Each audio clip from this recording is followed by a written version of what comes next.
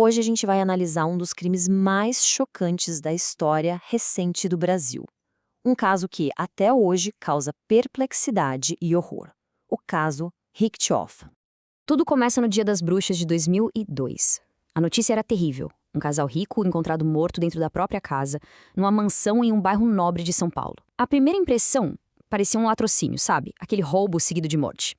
Só que, em questão de dias, a investigação deu uma virada de 180 graus. Uma virada assustadora. O foco da polícia saiu de possíveis ladrões e se concentrou em alguém de dentro da casa.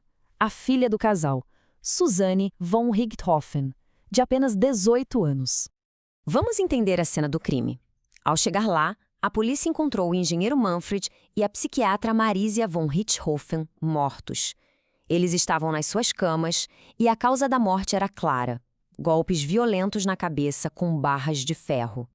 A casa estava revirada, tentando simular um assalto, mas os detalhes não batiam.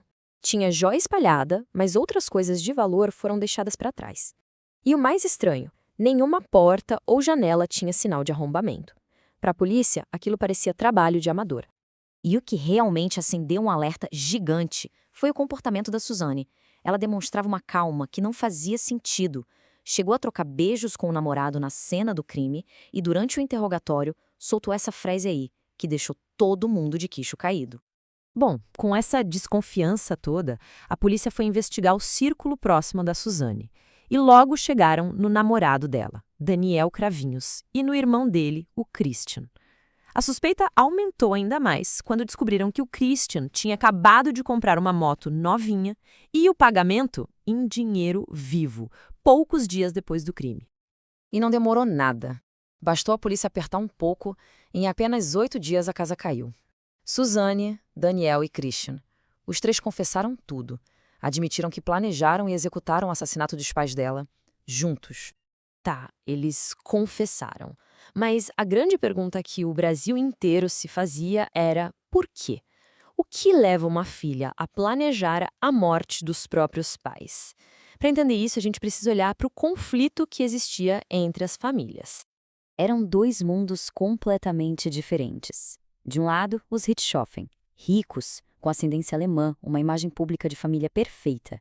Do outro, os Cravinhos, uma família de classe trabalhadora, com uma vida bem mais simples e com suas dificuldades. O namoro da Suzanne com o Daniel nunca foi bem aceito pelos Richthofen.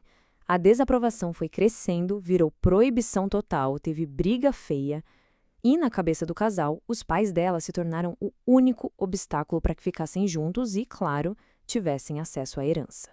E não era pouca coisa, não. A fortuna da família na época era estimada em cerca de 11 milhões de reais. Um valor que, sem dúvida, pesou muito na motivação do crime. E o que deixa tudo ainda mais sombrio é que não foi um crime de impulso, sabe? Uma briga que saiu do controle. Não. Foi um plano frio, calculado e ensaiado nos mínimos detalhes pelo trio. O plano foi executado como um roteiro. A Suzanne tirou o irmão de casa, desligou o alarme dias antes e abriu a porta para os irmãos Cravinhos. Eles cometeram um assassinato enquanto o casal dormia. Depois, bagunçaram a casa para parecer um roubo e, para finalizar, Suzanne e Daniel foram a um motel para criar um álibi. Pensaram em tudo. Quando essa história toda veio a público, o Brasil parou. Ninguém conseguia acreditar na frieza do crime. A cobertura da mídia foi intensa e o julgamento se tornou um dos mais aguardados do país. E no tribunal, o que era um pacto de amor virou um jogo de acusações. Suzanne e Daniel se voltaram um contra o outro. Ela dizia que foi manipulada, que era uma vítima. Ele dizia que ela era a cabeça por trás de tudo, a mentora do crime. A defesa da Suzanne tentou construir uma imagem de que ela sofria abusos dos pais. Mas essa narrativa foi completamente destruída pelo testemunho do próprio irmão dela, o Andrés. Ele negou qualquer tipo de abuso e ainda disse que se sentia ameaçado pela irmã. Foi um golpe devastador. Depois de 5 dias de julgamento, o veredito saiu. O júri considerou os 3 culpados por duplo homicídio qualificado. As penas foram altíssimas, muito próximas do máximo permitido por lei.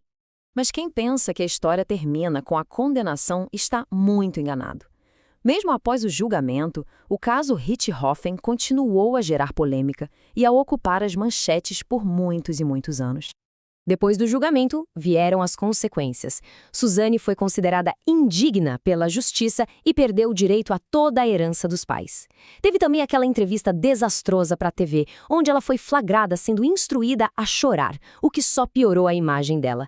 E em 2023, após 20 anos presa, ela conseguiu a progressão para o regime aberto. E a pergunta que fica, mesmo depois de tanto tempo, é: o que nesse caso nos aterroriza tanto? É a traição de uma filha que deveria amar e proteger os pais? É a frieza do planejamento? Ou, quem sabe, é a ideia assustadora de que a imagem da família perfeita pode esconder segredos terríveis, nos lembrando que o mal pode estar onde a gente menos espera?